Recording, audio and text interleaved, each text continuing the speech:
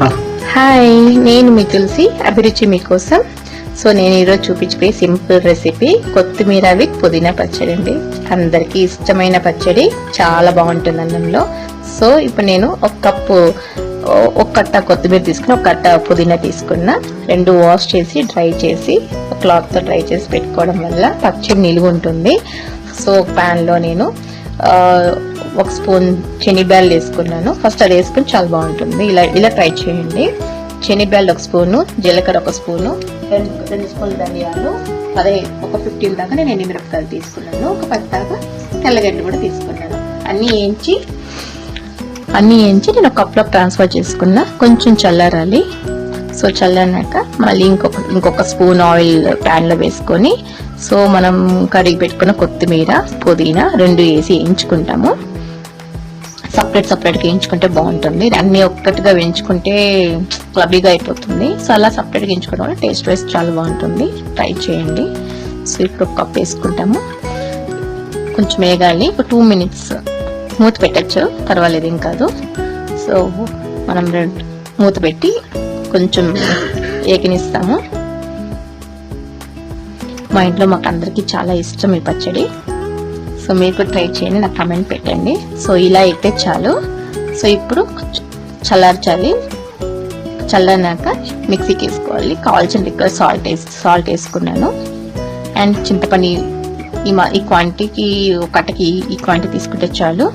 So first నేను ఇది వేసి మిక్సీకి కొంచెం పొడి వేసుకునేసి మనం వేయించుకున్న కొత్తిమీర కరివేపాకు మళ్ళీ వేసుకుంటాం. అన్నీ ఒకసారి వేసుకుంటాం. చింతపండు కూడా ఫస్ట్ ఇది పొడి కొంచెం ఈ మాత్రం అయితే చాలు.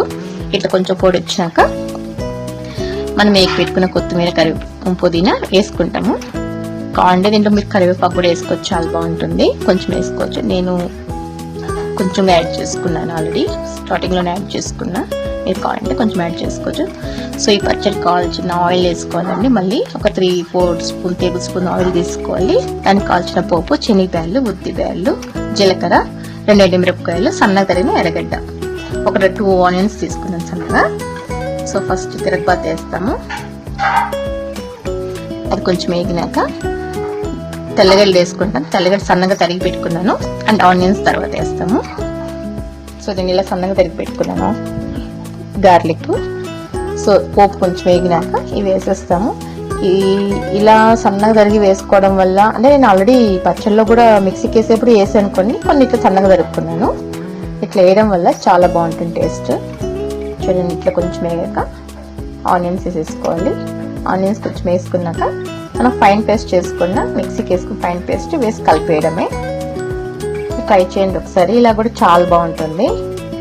ఈ పచ్చళ్ళు అనేది చాలా విధాలుగా చేసుకోవచ్చు. ఒక్కొక్క విధానం ఒక్కొక్కటి టేస్ట్ వైజ్ డిఫరెంట్ ఉంటుంది. సో ఇలా ఒక్కసారి ట్రై చేయండి, చాలా బాగుంటుంది. సో కొంచెం వేగిపోయింది. సో మనం మిక్సీకి వేసుకున్న పచ్చడి ఇలా వేసుకొని బాగా ఒక 2 minutes వేసుకుంటే ఆయిల్ పైకి తేలుతుంది.